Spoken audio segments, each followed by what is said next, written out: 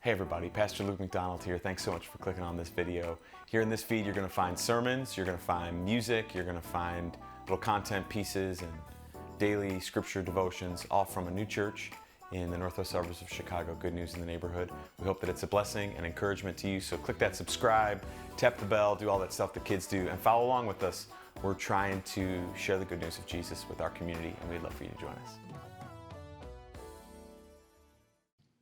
Welcome everybody again. Glad that you're here. It's my privilege. I'm Luke. I'm the pastor here. It's my privilege to bring God's word to you today. And I think we have something really significant and important to look at. And if I'm being honest, I think it's really going to be useful for you in your life. So useful, in fact, that I found myself getting a little nervous, which is uncommon for me, that I'm not going to be able to communicate this to you accurately. And so I invite you to open your Bible to the book of Hebrews in chapter 4. We're taking a few weeks here as we turn into the school year to look at some pictures of Jesus Christ in this book of Hebrews as a way of trying to kind of get our hearts not towards something extraordinarily practical for me. Because sometimes, I talked about this a little last week, we come to the Bible like it's a podcast or a YouTube video or some kind of like, Tony Robbins-esque speaker where if I just follow these 3 steps, I'm guaranteed to be a success. And the Bible has all kinds of principles that are going to help you in your life, but the Bible is not about you. The Bible is about the God who made this universe, who revealed himself to us. And we don't look to the Bible to see how can it make my life better. First, we look to the Bible to see who is this God and how can I make sure that I'm on the right page with him. That's what we're aiming for, and we're using this idea and word of worthy. It's the idea of able to live up to the standard, able to know able to fulfill the obligation.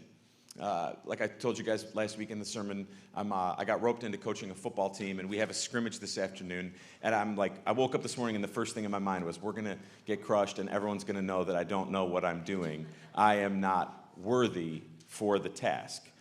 That will be true whether we do well in our game today or not. But we all have that feeling of, am I able to measure up? Sometimes we go to places we feel like a poser, or maybe you come to church and you're like, I don't know, everybody else here seems to have the perfect family. Everybody else, I saw some of these people, they were even carrying a Bible in, and you may get that feeling like maybe I don't belong here. If you knew the stories of all the people in here, you'd know that we're all just mixed up people trying our best to follow a good God. And some of us have been working on that for a little bit longer, but we're not worthy, but he is Jesus Christ. That's what we're looking at here, and this is... I'm at the end of chapter 4, and I want to read to you these 3 verses that we're going to look at today. If you're there and you're ready, please say ready.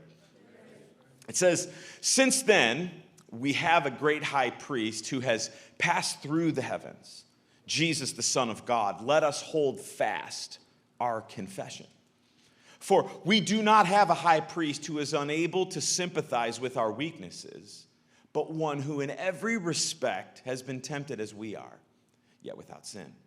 Let us then with confidence draw near to the throne of grace, that we may receive mercy and find grace to help in time of need." 3 verses, and they're powerful. The first verse says, so we have this great high priest who has passed through the heavens. What does it mean? Why does it matter? So Jesus is our high priest. Why does that matter? When I say the word priest, you may think like an old guy in a fancy robe. You may think of a scene in a TV show where someone's giving confession, through one of those little windows or something. When I say priest, you may think that. Maybe that's what you grew up with. Maybe that's your background. What does it mean that Jesus Christ is a high priest? What does that mean that he's our great high priest? Well, you have to understand what's happening in the Bible and kind of human history for just a second. So in the Old Testament, the people did not have free access to God like we do now. They were not allowed to just gather whenever they want or with whoever they want to worship God. There was this idea that God was far away, and he put one person or a group of people, these priests, to stand in between them and God. Have you ever had a job where there was a lot of hierarchy and you couldn't just get a hold of the boss? You had to go through a gatekeeper. You ever had that? It's one of my favorite things when Michael Scott is trying to get a hold of David Wallace, but he can't get a hold of David Wallace. He has to go through the secretary. And if you don't know, it doesn't matter. But we've had that experience of I want to talk to the person in charge, but I can't. I've got to settle for this person right here. That's kind of the way that it worked in the Old Testament. The priests were the people who were assigned the job of advocating for the people to God. The high priest in the Old Testament, I have a definition here that can be put on the screen. The high priest served as a representative and a mediator between the people and God.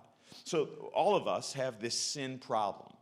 And this sin problem can only be dealt with by blood being shed to make right our relationship with God. And in the Old Testament system, that was the job of the priests.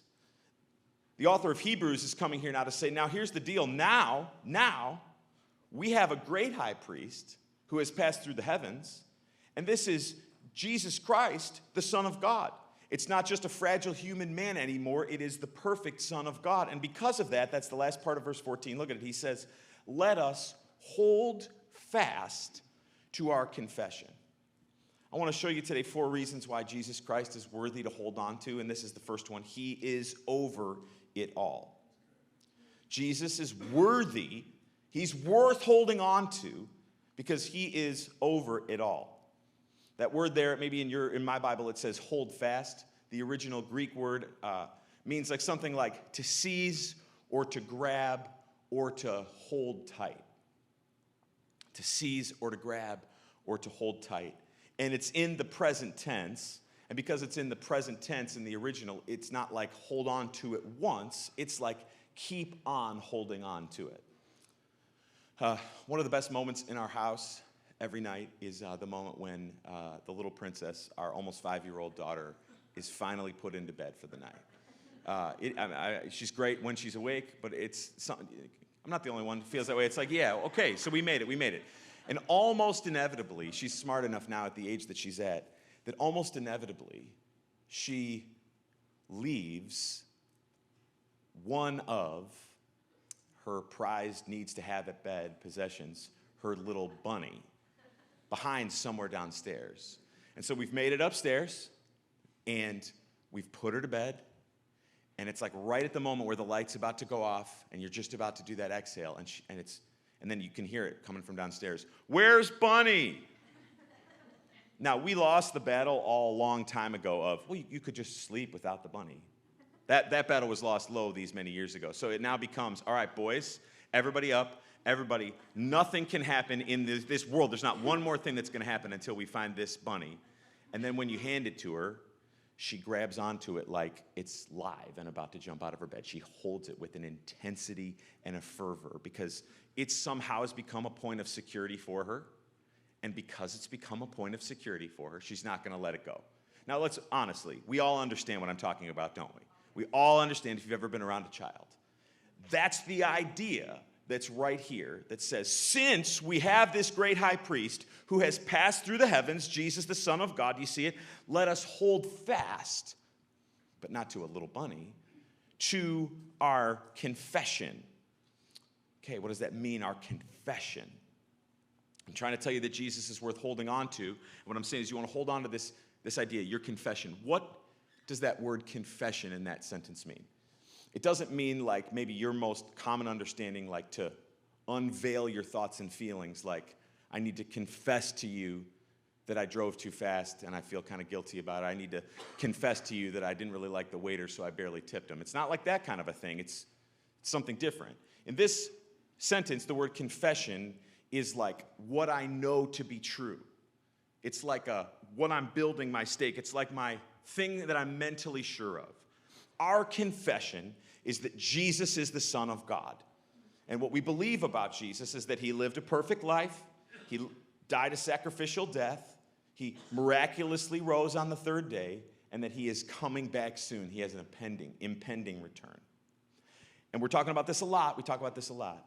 The Bible has all kinds of things on hundreds and hundreds of pages. Just go back to that for 1 second.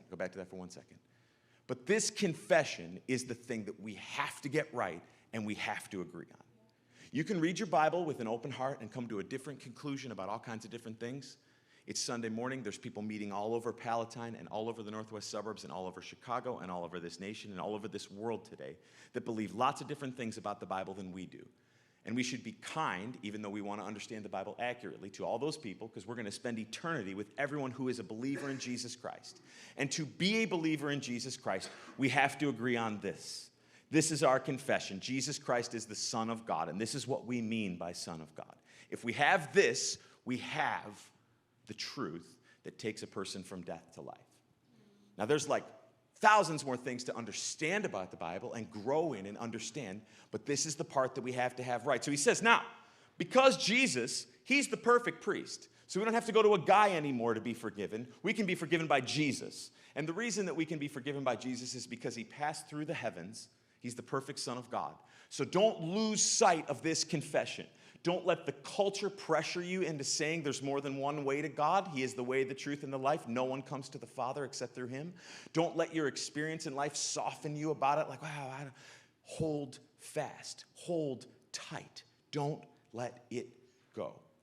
Now he goes on in these next two verses to talk about a little bit more about who this Jesus Christ is. Look at verse 15. It says, for we don't have a high priest who is unable to sympathize with our weaknesses. Get a hold of this half of a sentence. It's going to change the way you feel about the life that you're living. Double negative, right? So anytime you see a double negative, do you remember this? You were probably sleeping this day in like 7th grade English class. If you see a double negative, it means a positive, right, Lance? Yep. So if we don't have a high priest who's unable to sympathize, that means that we do have a high priest who is able. Okay, artfully said. Jesus Christ is worthy to hold on to, second, because he sympathizes with your suffering. That word there, weakness, is the same word that is often translated, that word there, sympathize, means to suffer with. That word there, sympathize, means to suffer with. It means that Jesus Christ is with you in the difficult things that you're facing. I think I have what I mean there by suffering. We suffer from a lot of things here in this life. We suffer from our bad choices. We suffer from the problems in the world. We suffer from things outside of our control. And Jesus Christ meets us at those places. He is able to understand the things that we're navigating and dealing with. Let me just give you something that has been helpful to me, and we're going to pull some of it out of this passage in just a second. There's a big difference between lots of different variation in the way that we react to each other. Here's what I mean. Kind of like base level caring for another person's situation is pity. Pity is when you look at something and you notice it and it kind of makes you feel bad. Like when you see a homeless person on the side of the road, or you see, we made the mistake last night of when we came home, we turned, somehow the news was on the TV, and the 9-year-old just started reciting to us all the terrible things that were happening in the world as he was seeing them come past. When you see a story about, there was a plane crash in Malaysia, and you feel that kind of ugh. That's pity. It's not nothing, but it doesn't lead to anything. A second and more useful version of feeling is what I'll call sympathy. And sympathy is to be able to genuinely care about the person or thing that's suffering. Not that long ago, there was a car accident out in McHenry, but the folks that died in the car accident was like a whole family, and it was from right down the road right here in Rolling Meadows. And because my kids are the same age as the people that were in the car accident, and because it was right here local, I felt more about that as a person than I would if I heard some story about some person on the other side of the country or the world, right? Proximity. To have sympathy is to care about the suffering. But there's more available to you and me than that. A third level would be what we would call empathy, and that is to understand and to share in the suffering.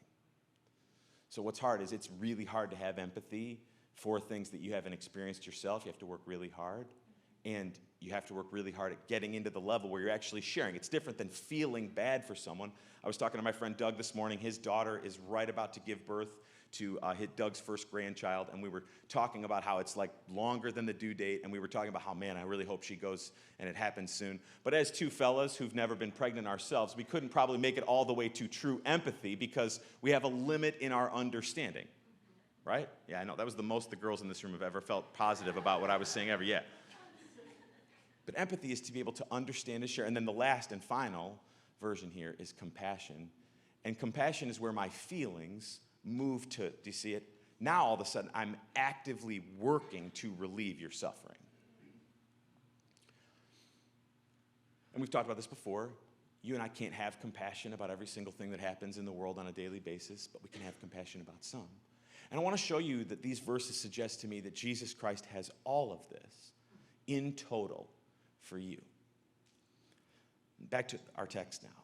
It says that We don't have a high priest who's unable to sympathize with our weaknesses. So that means that he is able. Come here, Lance. You're in the sermon.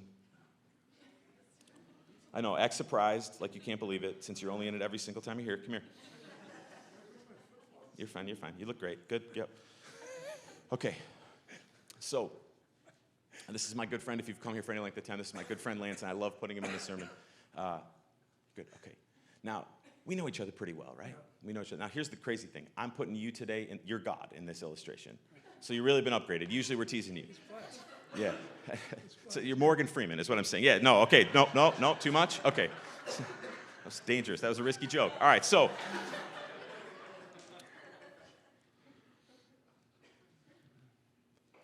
what makes life so challenging is that Lance is over here, and I'm just letting him stand in the place of God for just a second. And what makes life so challenging is we are limited in our ability to communicate to others the things that we feel and experience. And others are limited in their ability to understand and have sympathy, empathy, and compassion for us. No matter how much you love someone, no matter how much you care about someone. This is why so often there's tension in marriages and tension between parents and tension between people who grew up in different places and tension between races and tensions between people who grew up rich and poor and all different kinds of things is because there's a limit to how much we can understand the things that other people experience.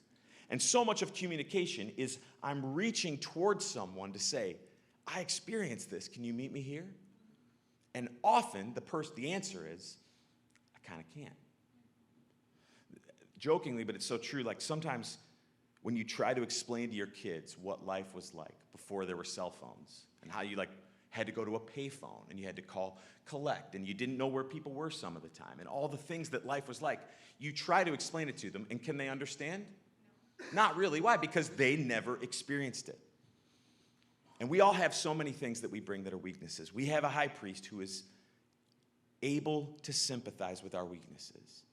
That word there, weaknesses, is picked purposely. It is not referring to sin only. It's more broadly than that.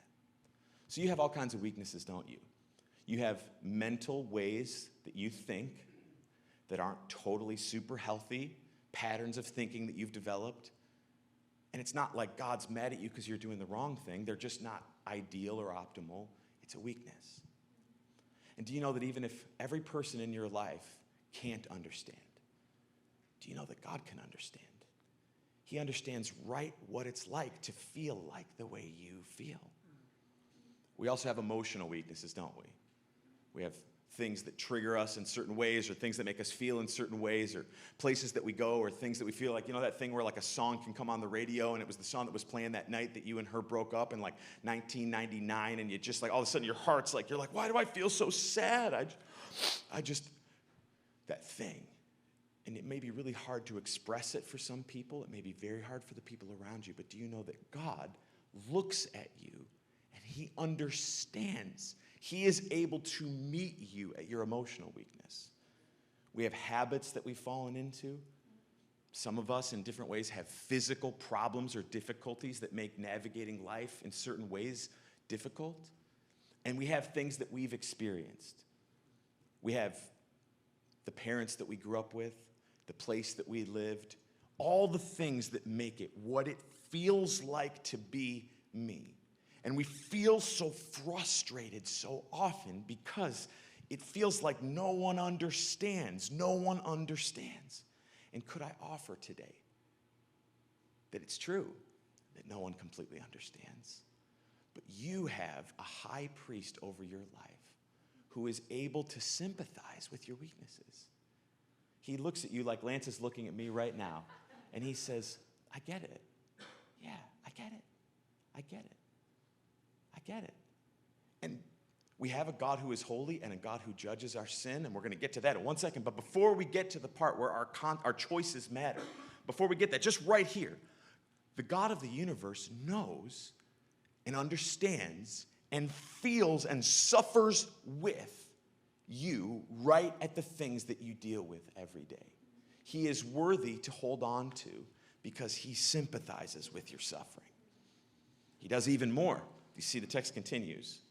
For we don't have a high priest who's unable to sympathize with our weaknesses. Next part. But who in every respect has been tempted as we are, yet without sin. Jesus is worthy to hold on to because he sympathizes with your suffering, but he also empathizes with your temptations. This is crazy. This verse has a lot of theological argument behind it because it brings sort of into your mind. So does that mean that Jesus was capable of sinning while he was on earth? And you can take that whichever direction you want. I don't think that it totally matters. He didn't ever sin while he was on earth. He was perfect. But what this verse says to me, and I believe is saying accurately, is that Jesus had the experience of longing for something other than God's best. The confusion of bad seeming better than good. That's what it means to be tempted. There's no sin in being tempted. Tempted means I look at something and I know it's wrong, but I kind of want it anyway, or I really want it anyway. Texting means I know if I open my iPad this late at night, the kind of websites and stuff that I'm going to go look at, but I really want to do it anyway because I feel lonely and sad, and so I'm going to do it.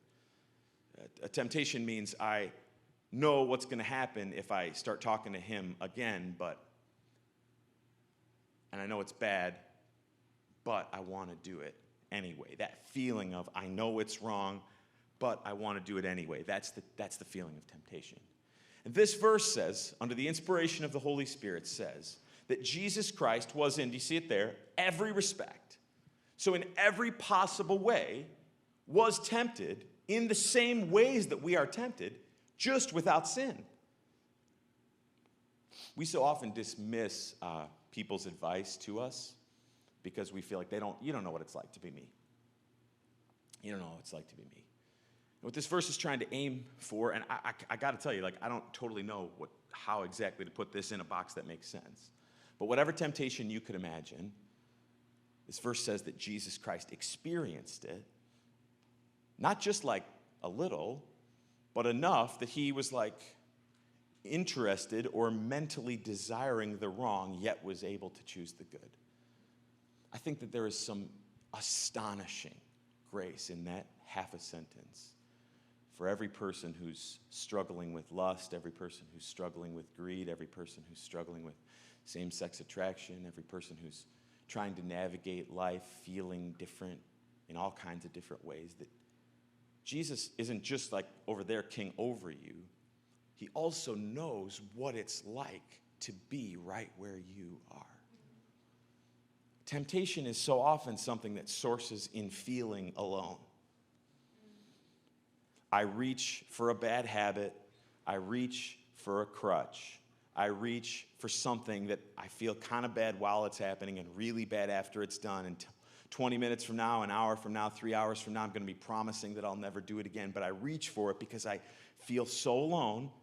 And sometimes anything that'll make me feel a little less alone, or I'll drown out that feeling for just a second, feels preferable to keep on going. Jesus knew what it felt like to be alone. Yet we worship him because rather than us, we're weak. We're sinful, so we reach for the wrong thing. He was able to feel that, yet without sin, which is why he is able to have an empathy. He's able to understand and to share in your suffering. So many people, because of the kinds of people that told them about God and the attitude that they have, see Jesus as this judgmental, harsh, how dare you get it wrong again. You know what makes me laugh? You guys know I like to stand outside as the service is starting, and I love to talk to people on the way in because service ends and then a lot of you are gone pretty quick, other than the ones of us who stay so our kids can forage through the donuts for a while. And people who show up late, they always have that same sorry, we're late. Or some people got to launch into their story. Oh, it's just one of those mornings and the thing. And it's I don't know. What do they think I'm going to say? Just get out, leave, you're not welcome here anymore?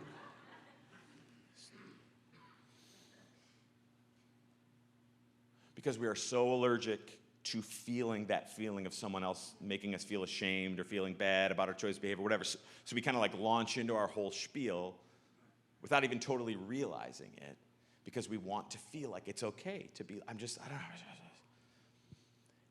And so often, dear friends, can I just say that we're reaching for from people, even sometimes in marriage or in close friendships or in family, we're reaching for people to do something for us, dear friends, that Jesus Christ is the only one who can do for us and wants to do for us. And we put this pressure on the people in our life.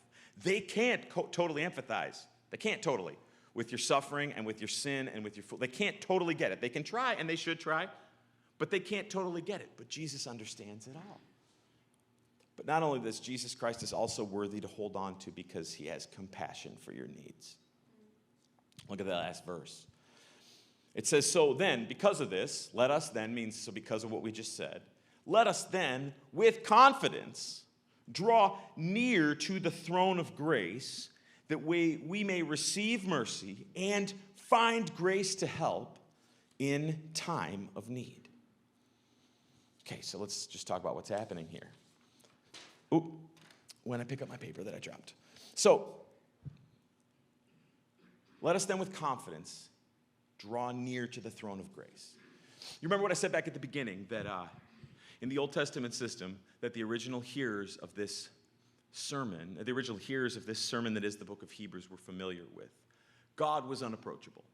God was in fact so unapproachable that the people in the Old Testament were taught that God was living inside of the Ark of the Covenant, which is kind of looks like a big treasure chest, and that the Ark of the Covenant was kept inside a part of the temple where only the high priest could go, and only the high priest could go once in a year.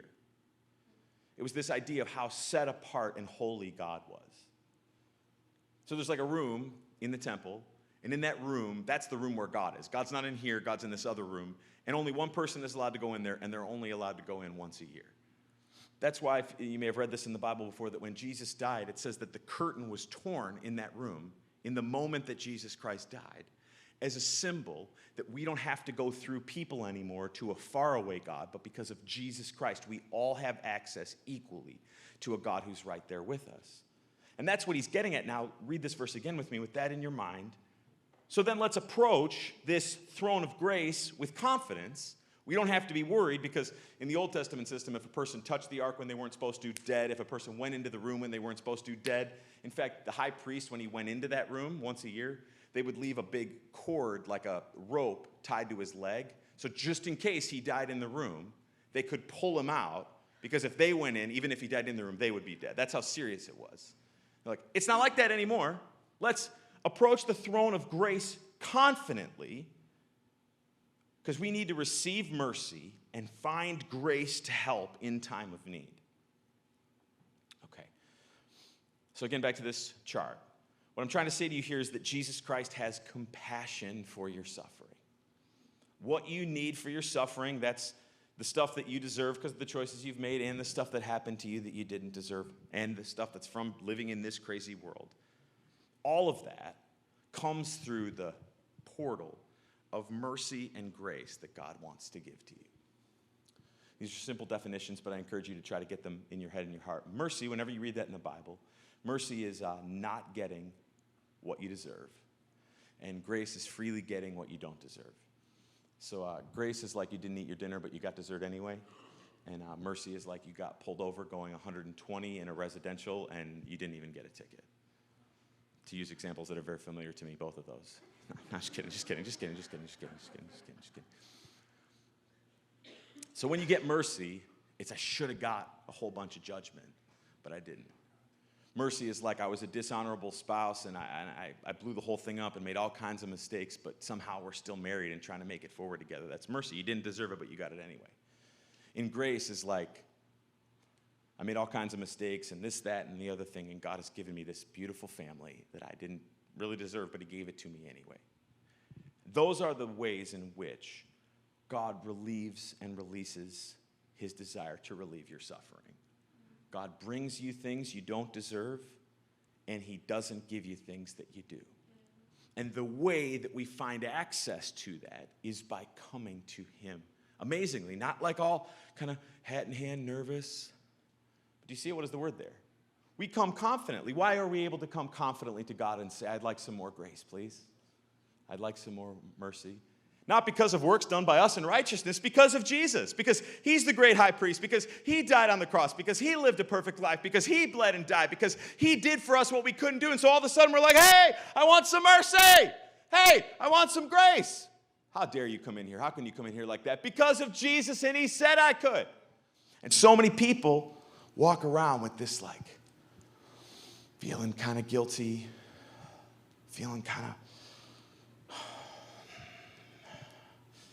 and it's like we keep thinking that if I'm just good enough, if I just try hard enough, if I'm just a good enough boy for long enough, I'm going to earn the thing that Jesus Christ has already freely given to me and wants me to experience right now and in this moment.